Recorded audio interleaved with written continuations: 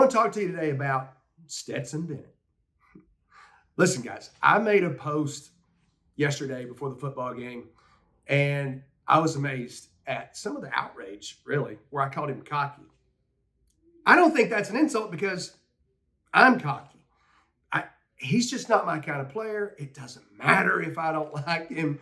It's fine. I don't want to talk about the guy, Stetson Bennett, because I don't know him. I'm never going to know him. I don't want to talk about the player, Stetson Bennett, because I'm not qualified to do that. I don't know enough about it. If he's a baseball guy, that was different.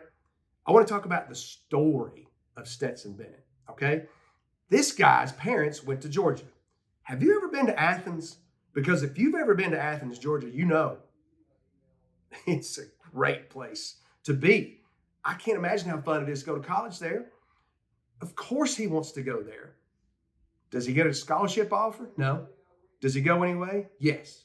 Now, look, I don't know if he got scholarship offers to go other places, but I'm going to assume he did because he's got talent. He's just not very big. He goes there, he walks on, standing in line behind a lot of guys, decides, I want to play. Because really, when you go to college, the most important thing is, if you're a player, is to go somewhere where you can play. So he's not going to play. So he goes to a junior college in Mississippi that probably none of us have ever heard of. And then he thinks, as I understand it, he's not going to go back to Georgia because he just wants to play. But Kirby offers him a scholarship. He goes back. He's in a long list. He's in a list of guys with lots of stars next to their name. And he doesn't have a lot of stars next to his name, but he sticks it out. Listen, we live in a world of instant gratification. We live in a world where people don't want to work for what their dreams are. They want everything to come immediately, be handed to them, almost like they're entitled. Stetson Bennett didn't do that. The dude stayed. This is where he wanted to be. He came back, and he just stuck with it, believed in himself. He didn't leave, get in the transfer portal, go somewhere else, negotiate some big deal. I mean, I understand that that's brand new, but regardless, the story is this guy, that was his dream. He didn't accomplish it, but he didn't quit.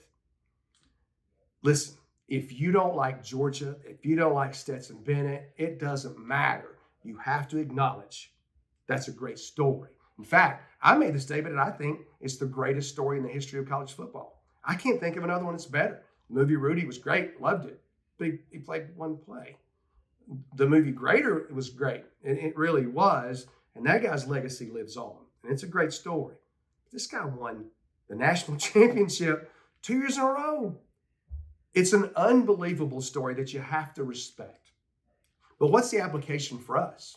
Well, I think that there's too many people in the world today who just don't want to work for their dreams. They want to be handed the stuff. I can tell you this, when Stetson Bennett's old, first of all, he's never going to have to buy a drink in Athens ever. But when he's old, he can always tell his children, his grandchildren, everybody, you have to work for your dreams to come true. You're not just going to be handed them. Look what I did, and I helped win the national championship 2 years in a row. It's mind-boggling to think about.